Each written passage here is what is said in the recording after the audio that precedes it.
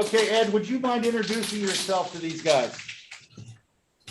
Yes, name is Ed Bohna. I just recently retired from the Department of Corrections. I was the school principal and teacher there for 26 plus years, retired as a principal. I worked at SCI Green for 10 years and I did my rest 15, 16 years at SCI Fayette. Both jails are maximum security jails. So what is the difference between working in a high school setting where these guys are and working in a prison setting? If you look at the classrooms, they look almost identical. It's more of a, our guys always wear a uniform every day. Right. Bring cocoa brown uniforms, right? But it's the same classrooms. Working in a prison is basically a city with a fence around it. SCI Fayette has 120 acres, 55 acres with a fence around it, 30-foot razor wire fence. But every job you'd find in the city or in a public school is there. Teachers, counselors, principal, we have academic programs, we have vocational programs. And as far as at the jail itself, any job you can think of on the outside is done there. Doctors, dentists, mill workers. I never thought of that, but okay. So the one question these guys have, and the one that I wish we could do here, if you would have a discipline issue in one of your classes with one of your inmates, what would you do? Well, the teacher would call the principal, and it's not like where the principal comes down in a public school setting and handles problems. I would come down, but I would also bring correction officers with me. And they would politely call the inmate out in the hallway. We would have a conversation. He would either go back in the classroom and behave, or he would be handcuffed and taken to the RH2. And what is RH2? Restrictive housing unit, otherwise known as the hole, as you hear on TV and all the TV shows, the hole. It's the RH2, restrictive housing unit. Okay. And in all my 26 years, I don't think, and I think we had maybe one fight in the school. And discipline problems, people acting up in all those years, I can probably count on my hands, probably 10. Okay. So why did you choose to go into the prison system instead of the public school or private school system? Oh, at first, nobody starts to say I want to work in jail someday. But, I found it very rewarding. We did so much there to improve the lives of people incarcerated. You had guys coming in there from all ages. We have guys in the classroom from ages 18 to in the 70s. And it's rewarding because, they had a lot of them screwed up on in life. Everybody makes mistakes in life. A lot of them are never going to get out of it. I shouldn't say a lot. Some are never going to get out of it, but 94% of the inmates who are incarcerated in the Department of Corrections will be your neighbor someday, 94%. So our job was to make sure when they went back out there, they became a positive part of society, not a negative part. We'd give them their GED or high school diploma. After that, if they wanted to go to vocational trade, we had welding programs, we had HVAC, we have custodial maintenance, we had carpentry, business, electricity, and we were the first held jail in the state to have a cosmetology program, which I thought was interesting because you walk by the classroom and you see these real big guys with tattoos practicing perms on mannequin heads, and you smell perm solutions. That was the hardest thing for security, was to let us order stuff like that. And I go down and cut my hair. You got guys in there serving all kinds of life sentences or things like that. Well, not so much life, but they'd cut my hair. They'd use a straight edge razor on my neck to trim it. It didn't bother me. You get used to it after so many years. And haircuts are only $2 in the jail. Well, they're only $5 at CTI, and I'm still worried about doing that. But so when you bring people in from, I'll use the term outside, to teach the inmates, how are they when they come in? Are they apprehensive at first until until the novelty wears down, or are they start out to begin with? Well, when I was still there, we had we started getting programs. We were, again, the first jail to have all these programs. We had the University of Pitt would come in and do it. The classes were called Inside Out. Pitt would bring in students from the outside at night or day and have class with our inmates. They'd bring in 15 students, they'd give them 15 inmates. And there was a lot of criteria the inmates had to meet to qualify to be around these students from the outside. We'd have WVU come in and teach a class. And probably the best class we had, and we were the only one that had this in the state, was with Duquesne University. But the unique thing about that is the students weren't Duquesne University students. The professor was. The outside students were City of Pittsburgh Police Academy students. So they come in their police uniforms as cadets and have class with 15 inmates. That was unique. You'd have, people on both sides of the street, for lack of better words, having class together. And the bond, it was interesting to watch the bonding between the police cadets and the inmates. At first, the inmates would look at me, these are going to be police officers. But by the end, they were sitting, talking, communicating with each other. It was amazing to watch the growth. Even with the students too, but do you think that a lot of the problems that these inmates have gotten in trouble for is because they were not able to communicate and then got themselves into this trouble and now are stuck there and learning the skills that they probably should have learned when they were outside in high school, elementary school, whatever it may be?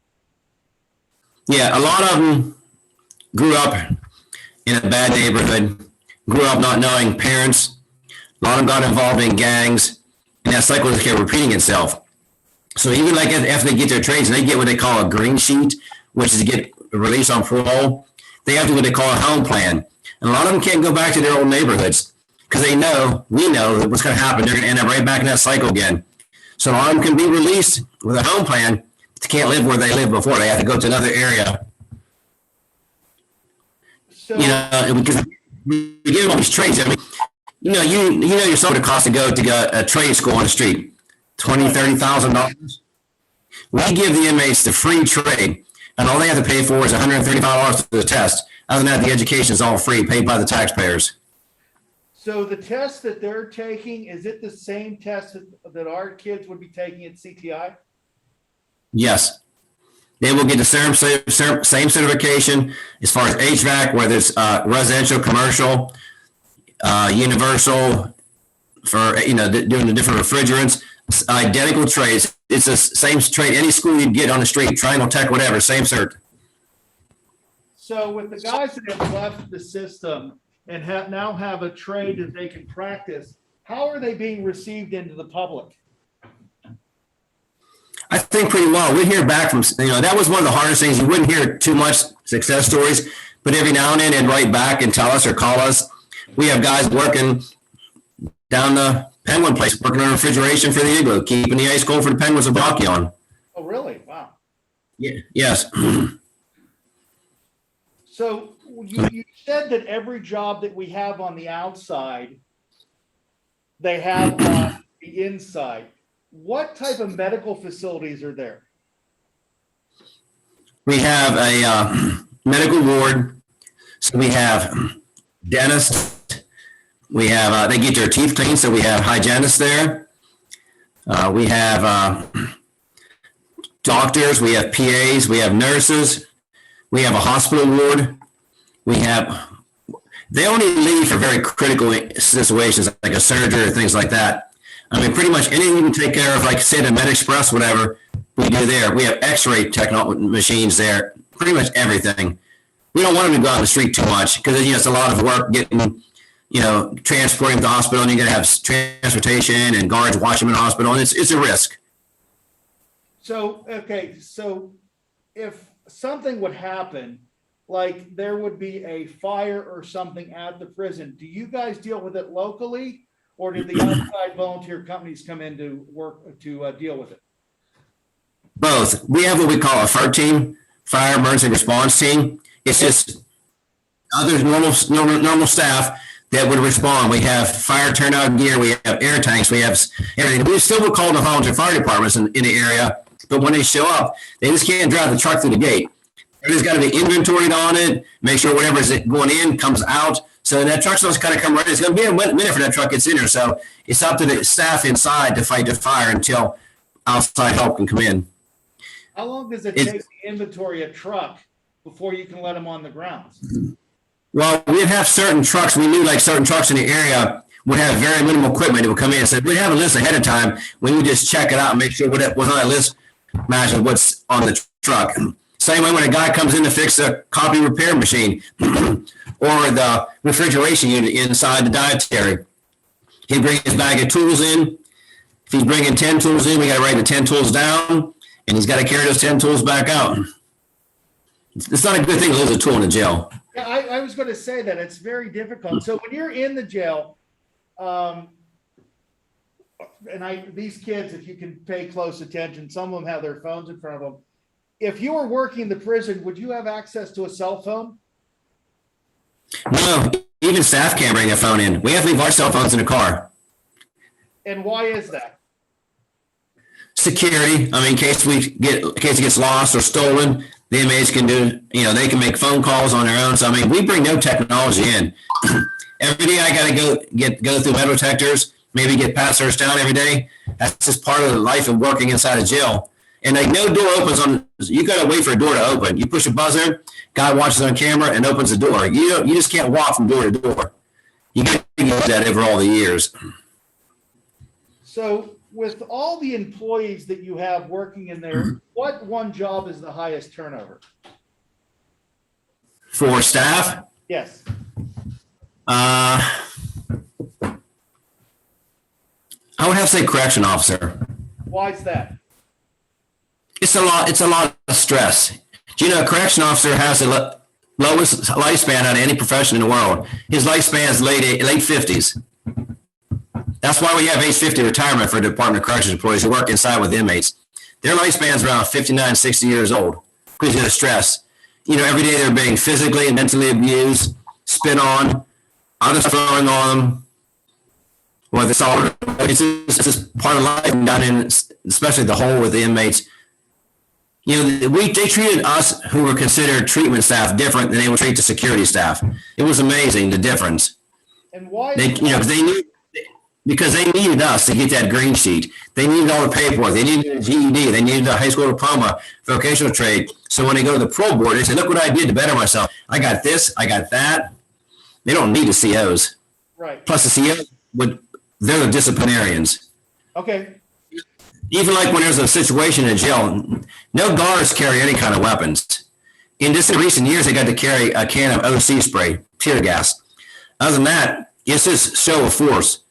I mean, body on body. I mean, taking inmate down. I mean, this is how it is. There's no weapons other than what's up in the tower. We have 2 towers, and the guy up in the tower would have a rifle. Other than that, we have what we call a CERT team, critical emergency response team, especially like a SWAT team on the street. They would go in and get suited up in their all their helmets and gear and chest protectors and stuff. And even then, when they would go into do a cell extraction, they're only carrying OC spray with them, which is pepper spray. Okay. They're not taking weapons with them. Maybe a nightstick, if that, maybe. But so because if you carry a weapon in, it can be taken off of you. Right. You figure SCI Fayette has 2,200 inmates, 700 staff, but that's spread out throughout the day. So any given day, you have maybe on a day shift, you might have 300-400 staff there, 2,200 inmates. Every day we're outnumbered. Every day any day they can take the jail off of us if they wanted to, but they know in response at the end of the day we were taking it back with force if need be. Right. So what type of education or training does a CO need? They have to we go to what they call Elizabethtown, south by Harrisburg. We all have to go. They go the longest. They go for 4 weeks. We all learn defensive tactics. We all have to take defensive tactics once a year. Basically, how to break free from a hold. They go for things like that. They go learn how to use OC spray. They also go for 1 week on a range where they learn how to fire weapons. They get to qualify every year on a rifle, pistol, things like that. The majority of I shouldn't say all the staff at the Fayette or any GOC jail, but the majority of the COs, correction officers, probably 90% are all veterans. Okay, that was where I was going with it. So what education did you need to get into the prison? COs don't. I mean, high school diploma to be a CO. No, military experience, I'm saying, has helped because you get what they call veterans preference. I had the same thing. So you take a test. Say you score 85% on the test. You automatically get 10 more points as a veteran. So that gives me 95 points. Because when I used to do interviews there, I had to go to HR. They would pull a list for me of staff available for that position. Okay. And they're pulling by the scores. So there's maybe first 5 or 6 people get called for interview based on those points. And like the one CO in my building, because even in the school, you figure any given day I had maybe 400 or 500 inmates in the school. I had 3 COs. One working the panel, control all the doors, and one working each side of the hallway. That was it. 3 COs and 400 or 500 inmates, plus teaching staff. But a couple of our COs never had military experience, and they still got hired. And it's a good job. State jobs are good jobs. So to be part of the education staff, you still need the same education, the same certifications that I need, correct? No, they changed that after a while. When I first got in, we belonged to the Department of Education. You had to be certified as a teacher or a principal. Okay. When we became the DOC employees, they relaxed the requirements. You still need a college degree. You could be a counselor or something like that and still be a teacher. Really? Of all my teachers I had probably about 4 were not certified as education teachers. They were counselors and psychologists. In fact, the girl who I hired as my counselor when I was still there, she has a degree. She has a master's degree in psychology. She's a college psychologist. When I retired, she got my job as principal. She does not hold a teaching certification or a principal certification. I had both. That's interesting. What was the reasoning behind that? I just think staff shortage. I just think part of it, they just restrict. Like a lot of the jails don't require the principal to have certification. There is probably a fourth of them that require certification. The ones that have special ed programs. Right. Those teachers all must be certified, and the principal must be certified in their trade to work in a jail that has a special ed. There's about 6 special ed jails in the state. So, and that leads me to my next question. So, how many state prisons are there in the state of Pennsylvania? Caught me off guard. There was about 20. There's about 25, but we've closed a lot over the years. We've closed Greensburg, Pittsburgh, Waynesburg. There's about 5 or 6 that closed. They're going to be closing a few more. They've built more, but they're kind of consolidated into one. Okay. Close 2 and make one. Because the older jails are harder to run and they cost more money because they're out of date. Gotcha. Because I remember when I graduated with my master's doing the job interviews that I went to the one outside of Somerset after I took the civil service exam and interviewed there. Was that Laurel Hill? Laurel Highlands. Laurel Highlands, okay. And that was a female prison, correct?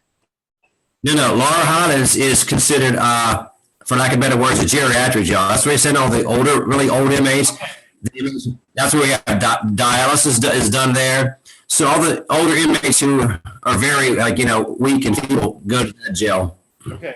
Most of the jails have 2 30-foot fences with razor wire. Well, Laurel Highlands is too, but we would joke that they only needed a 3-foot fence there because it's hard to get a wheelchair over it, So the 2 female jails are SCI Muncie, which is maximum security, and Cambridge Springs, which is an old college up by Erie. That's the only 2 female jails. And then SCI Pine Grove, which is out towards Indiana, is a juvenile prison. That's the inmates, that's guys who are under age 18 go there. And then we have Quad, which is a boot camp. If you go to the boot camp, it's run like a military. The officers wear looks like drill instructors with the brim hat and everything like that. And it shortens your sentence. You can apply to go there and they take it, but it's run like basic training, push-ups, sit-ups, screaming, just like if you're in the military. So you said, and you mentioned that you have a military background. So why did you go into the military? Why did I join the military? Yeah. I enjoyed it. I can't wait tomorrow, Veterans Day. I'm very proud of my service time. I was a captain in the United States Army. I enjoyed it. I just think it's nice thing to join to serve your country. I feel almost like other countries. I think everybody should serve 2 years in the military. I think you'd come out with more discipline and a background and some kind of job. Most countries do it now, but we don't yet. So with that military background, did that did that prepare you for what you're doing now? I think a little bit. I mean, the discipline. When I first got into the DOC, FCI Greece, I started there, and it was run such a job, but it was more so back then, like military. I mean, the COs wear gray uniforms. The officers, because it's like a military structure. You have the COs, you have sergeants, then you have lieutenants, captains, majors, and then you have your deputies and superintendents who wear plain clothes. But I mean, the captains, lieutenants wear white uniforms. They're called white shirts, and the others called gray shirts. If a gray shirt walked by a white shirt, they had a salute, just like in the military back when I first started. Wow. I mean, they're still not like, they're not that strict anymore, but they're still it's run like a military. It almost has to because it's a prison situation. I mean, even when you go to the academy in E-Town, every morning you got to make your bed. I give them military, you got to bounce a quarter off. It's not that strict, but you got to make your bed, stand by your bed. They did room inspection every morning before you left for your classes or breakfast, whatever. And it's still that way. So would you recommend to these guys, because I have a lot of them that are thinking about going into different lines of work, but if they're not able to do it in the outside because of jobs maybe being tight, I know that's not an issue now, but would you suggest to them to apply for one of these prison jobs that may be available? I definitely would. One thing is, and it's sad to say this, you have job security. Right. I mean, there's never layoffs. I mean, the no vacancy sign is pretty much lit all the time.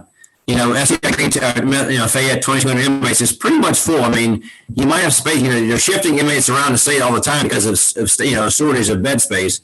Right. I mean, I never heard of anybody getting laid off in the Department of Corrections because there's this job security. Right. Whether it's education, whether it's a CO, whether it's working in dietary, we have culinary people. Every job is critical. That to me, that is amazing, and because I've known you forever, and I never realized what went on in the prison, let alone having your own little city in that prison operating for the inmates. Do you guys have any questions? So the guys that are doing the cosmetology, who are instructing them? Are they male, female, both instructors? No, I hired a female instructor from Republic. Her name is Carrie Holman. She's working on Douglas Institute, and she got hired there as their cosmetology instructor. She's tough. Tell you what, those inmates are scared to death of her. So when they do cosmetology, you said that they're using mannequin heads. Do they use each other and other staff? Like you said, yes. Getting a haircut? Yeah, well, inmates are entitled to one haircut every 30 days, roughly. You're entitled. You're not guaranteed. You're entitled to one. Would it happen that quick? No, but I mean, yeah, when they first get start, they actually practice with each other. And you had we even had barber managers. We have some inmates who got barber manager certifications. And when I left, there was actually a couple working on their instructor certification to be cosmetology instructors. And they work on each other's hair, but they first practice on the mannequins. Right. With the perms, with cutting, everything like that. Well, that brings up another question then. So you have guys that have worked through the system who have gotten training, who now are working on their instructional licenses. Have you hired anybody that started in the prison system who's now employed by them? Not to my knowledge. Never got that far yet because the cosmetology program was new to the states. We were the first, but yeah, not that I know of. That's interesting, but it is possible though, right? It is possible. It's possible. I mean, like our trades, like I said, with the tools. Imagine running a carpentry program where you got hammers and saws, electric saws and nails, and I mean, it's a lot. It's a kind of bad tool. I mean, the instructors, they they had shadow boards on the wall with all their tools hanging. I mean, it was, and no inmate was allowed to leave the classroom until every tool was accounted for. Every little drill bit, everything was accounted for. So do they do carpentry in the system? They do training on carpentry? Yes. We were actually the first jail to have a full-time welding program. They worked on what we call CI. CI is correction industry. Every jail is a CI. SCI Fayette makes all the metal furniture for the Department of Corrections, cells, bedding, cabinets. They make burn pits for the Department of Environmental, the game commission. They make all kinds. We even made a bear cage. The game commission bought and to capture a bear and put it in. They came onto this, all that stuff. Every CI is something different. So our welding school was in CI. The goal was we would train the inmate to become a certified welder, and then he would go work in CI to make other stuff. And welding certification, those jobs are amazing out there, making a lot of money. They were training at every level, MIG, TIG, arc welding, everything. Any job they want to have. So when I was growing up, we heard the jobs in prisons. The only one we knew of was making license plates. Do they still do that? Yes, SCI Fayette is the only jail in the state that makes license plates. That's where our welding program was. It's amazing to watch these guys make the license plates. I mean, when you see a plate, you don't imagine how it starts out in the beginning. But we make license plates. We make probably, and that's probably one of the top jobs working in a jail. What do you think an inmate makes per hour in a jail? That's a good question for you guys. Any idea? What do they make it? Probably $1 a day. Someone said $1 a day. Pretty close. They make 19 cents an hour. 19 cents an hour. But what can they do with that money when they get it? Well, they can shop in the commissary, buy little W cakes or ramen noodle packets, things like that. They pay for their cable TV because they can have cable TV, but they got to pay for it. Taxes don't pay for that. Okay. They pay their cable TV, which is only about $18 a month. But I know which mine was $18 a month. But I mean, the CI is one of the best jobs because they're making 45 cents an hour in CI, making license plates, and they can get a bonus month of $120. So if they go over their quota of license plates, they can get a bonus check. So $140 bonus a month is a lot for an inmate. It's a lot of money. You figure we're making 14,000 license plates a day. So and they stamp them. The guy sits in a chair and he's putting these little metal plates in his machine, like the letters, numbers like that. He hits a button and stamps it into the plate. He pulls them out, puts another set of letters in. He's constantly doing it every couple seconds. And then it goes to this different machine where it gets sprayed on. Like you see like the blue, white, and yellow on your license plate, that's actually a decal. That goes on first. Then it goes to the machine. Then it goes to the machine and gets stamped. Then it goes to another machine that puts the blue paint across the letters and numbers. Then it goes in the oven that's about 100 yards long where they bake all the stuff on it. So when I get a plate made, it takes 6 to 8 weeks. But in theory, I could drive 8 miles down the road and get one, right? Can I come to the door with my plate? I had to wait for my plate too. What do you think it cost? When you buy a license plate, what's it cost you to buy a license plate, especially a specialty plate? I think it's $80 now for a vanity plate. You know what it costs to make a plate? Probably under $1. It's about $1 something for a regular plate. A specialty plate is around $2. The rest Costco's and not. Inmates would pitch in together to pay the cable.